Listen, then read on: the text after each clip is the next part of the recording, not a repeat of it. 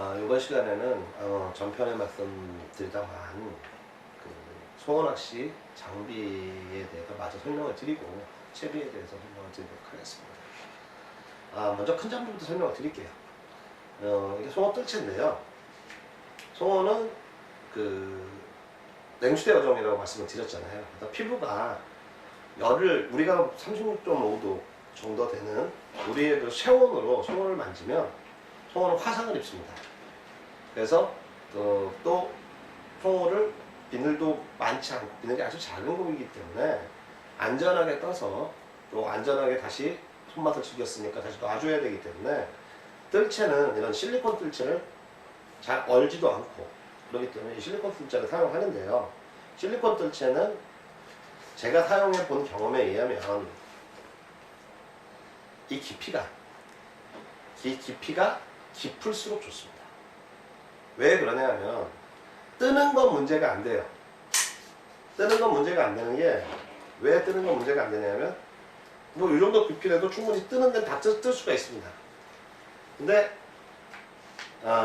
언제 문제가 되느냐면 송어의 바늘을 빼야 될 거 아닙니까? 바늘을 뺄 때 송어를 뜰채에 그대로 담아놓은 상태에서 그대로 뜰채 뒤를 밟고 바늘을 안전하게 빼야 되는데 바늘을 뺄 때 언제 문제가 되냐? 송어가 여기서 칠 수가 있어요. 어떤 바늘을 빼기 위해서 어떤 도구 자체가 가까이 가야 되는데 송어가 막 튑니다. 튀면 어떤 결과가 오냐면 다시 물로 빠져요. 그래서 뜰채가 좀 깊은 게 오히려 송어가 움직이지 않고 안전하게 바늘을 빼는데 제 경험으로는 유리하더라고요. 그리고 뭐 바늘 빼는 거는 요새 뜰채를 사용하지 않고 그냥 바늘을 빼는 바늘 빼기를 사용하시는 분도 계시고 저처럼 이렇게 허셉을 이용해서 그 바늘을 빼는 사람들도 있습니다. 그리고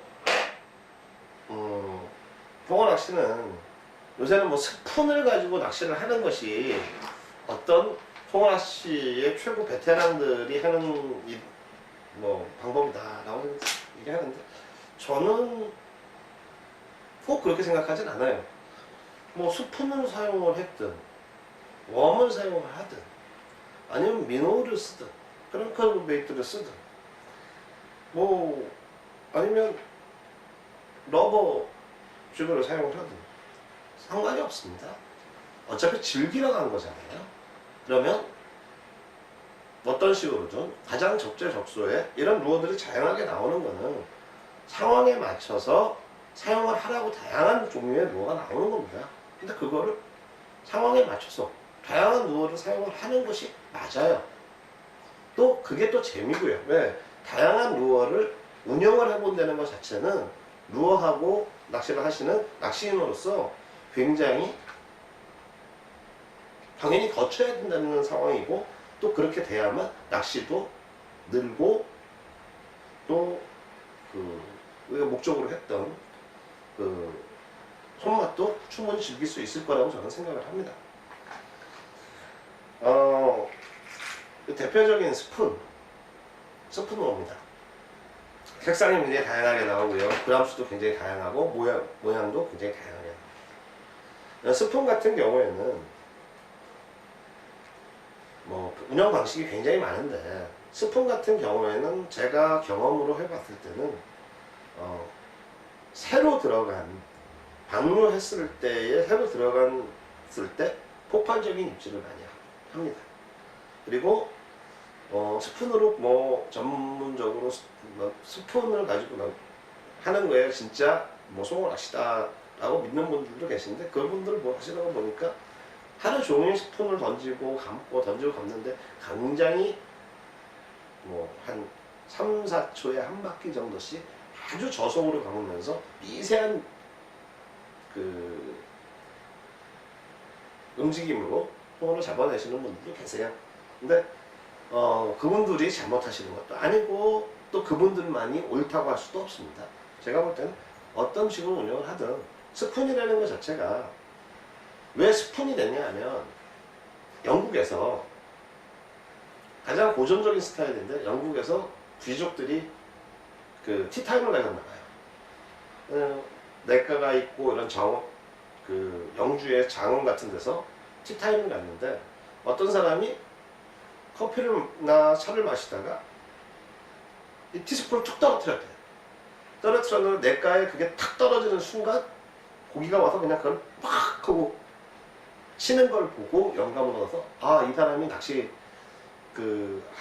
를 좋아했던 사람인가 봐요. 그랬더니 영감을 얻어서 아, 이런 식의 숟가락 모양으로 스푼 모양으로 루어를 만들어도 고기가 먹겠구나 라고 생각을 해서 처음 개발된 게 스푼 루어입니다. 그러니까 굉장히 오래된 루어예요. 근데 지금까지 사랑을 받고 있죠. 그리고 스푼도 이렇게 길이가 상대적으로 뭐 일자형 막대형 스푼도 나옵니다. 근데 저처럼 저도 이렇게 되는 조금 긴 스푼도 사용을 하는데 이거보다 더 큰 막대형 스푼도 많이 씁니다. 근데 이런 스푼도 사용하는데 스푼으로 히트를 할 때 하는 것도 재미가 있습니다. 또 어떤 분은 이 러버를 가지고 사용을 하시는 분들이 많아요.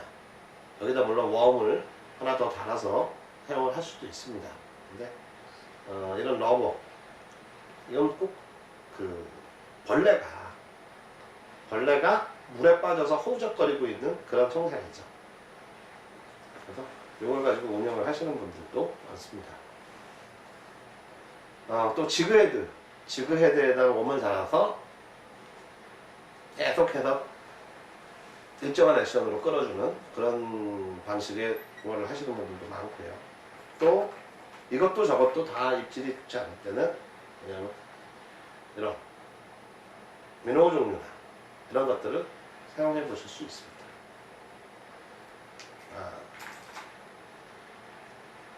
또 저 같은 경우에는 또 웜낚시도 많이 하는데요. 저는 웜낚시를 할 때 캐롤라이나 리그를 많이 써요. 캐롤라이나라는 것은 뭐냐면은 원줄에 이 릴에 감겨져 있는 이 원줄에다가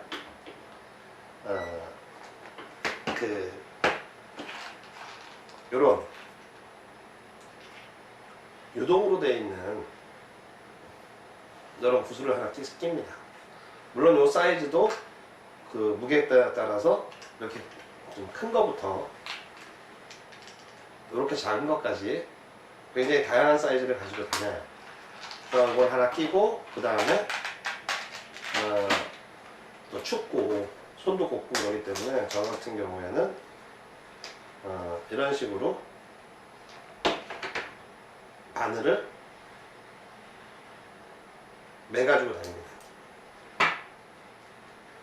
보통 보이실지 모르겠지만 이 정도 길이 한 45cm 이 정도 길이 정도 되는 정도의 도래를 보통 10호 도래나 이 정도 되는 12호 아주 작은 도래와 바늘을 이렇게 매가지고 다닙니다.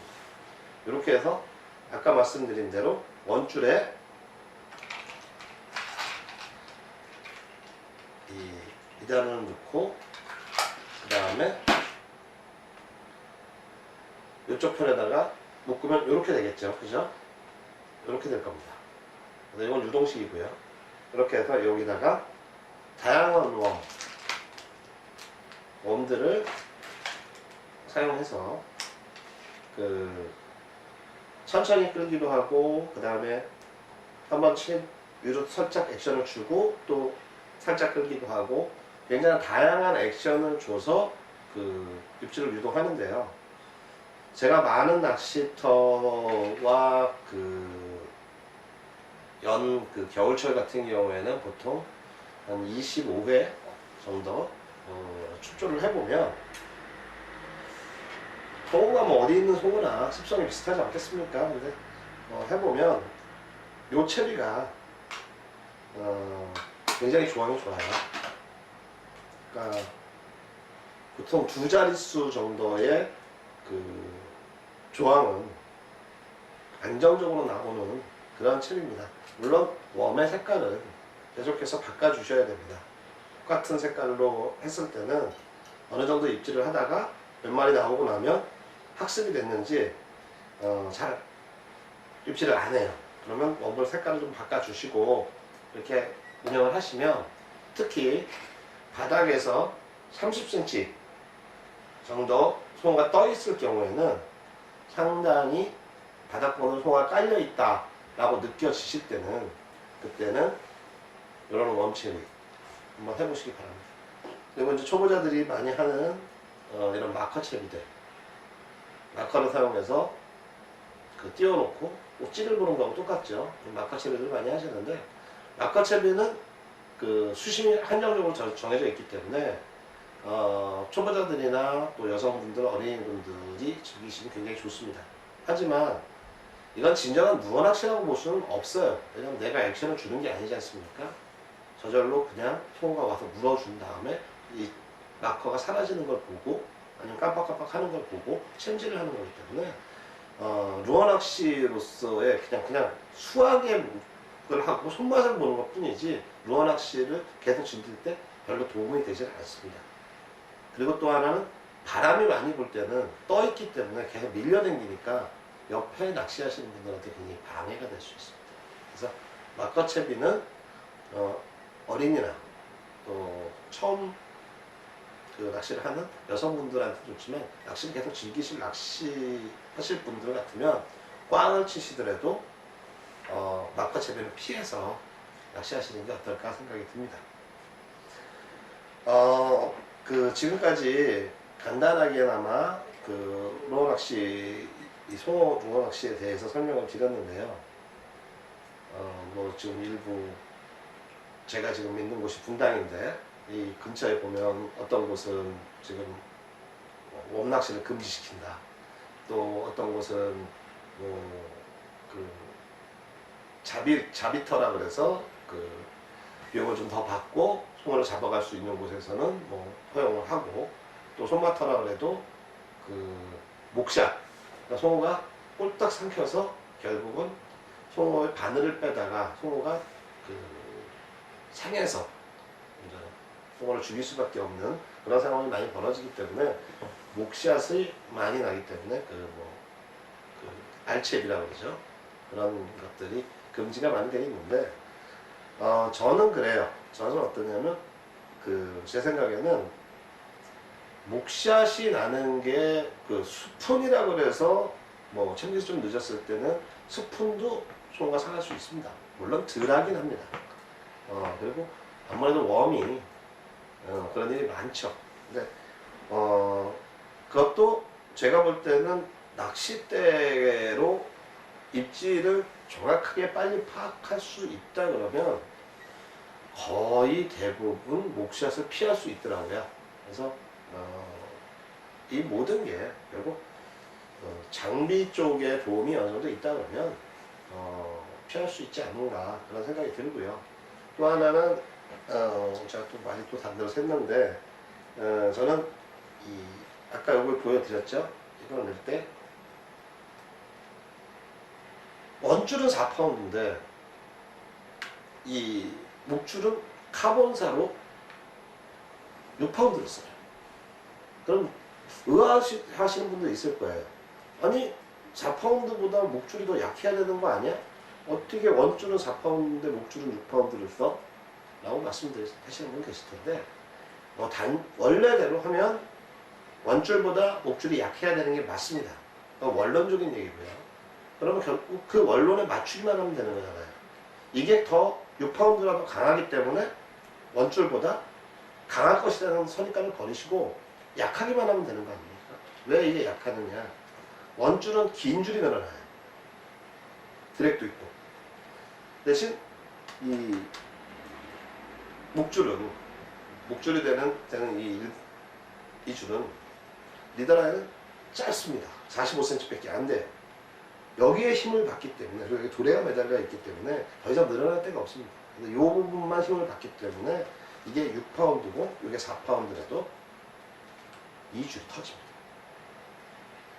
아까 말씀드렸죠? 목줄이 더 약한 겁니다.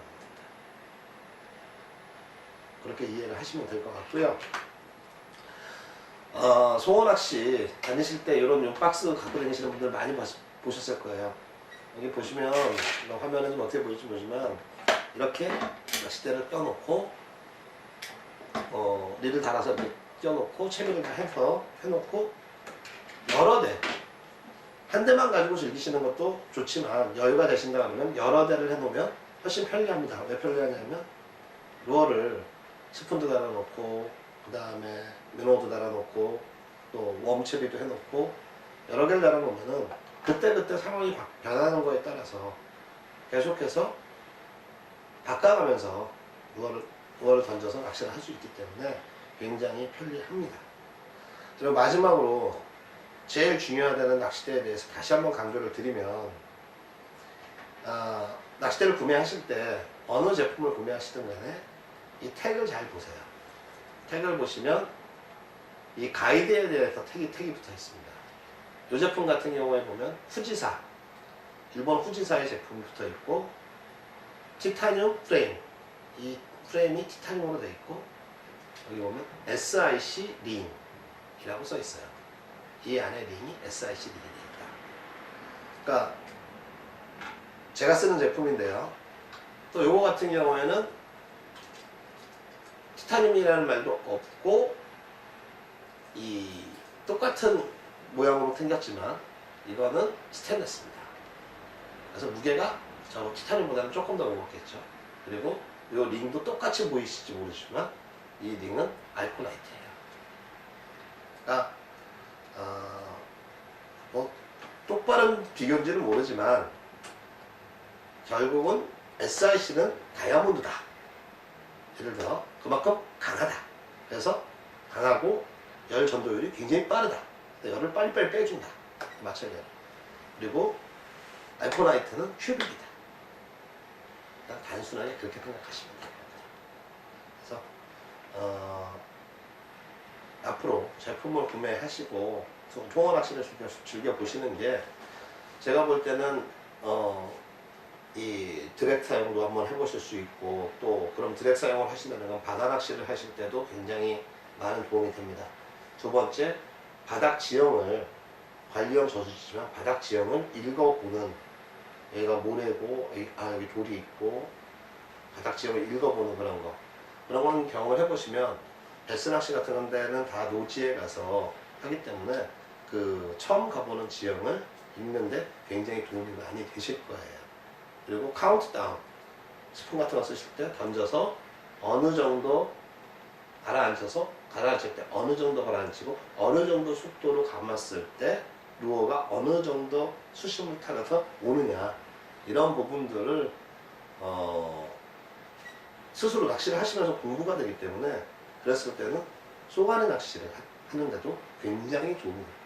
그러면 민물에서 할 수 있는 거의 모든 어종의 루어 낚시를 송어 낚시를 통해서 우리 야구 선수들 겨울에 동계훈련 많이 하잖아요. 그 다음에 성적이 달라지죠. 마찬가지로 루어 낚시를 계속 하고 싶으신 분들은 겨울철에 쉬지 마시고 한번 가셔서 송어 낚시를 통해서 훈련도 많이 하시고, 또 송어 낚시가 재밌으신 분들은 1년에 한 번밖에 시즌도 짧고 하니까 한번 가서 해보시는 게 좋을 듯 합니다. 그럼 이상 송어 낚시에 대해서 간단하게 설명드렸습니다. 좀 부족한 부분이 있을지 모르지만 언제든지 저한테 전화를 주시면 제가 아는 한계까지는 최선을 다해서 상담해 드리도록 하겠습니다. 감사합니다.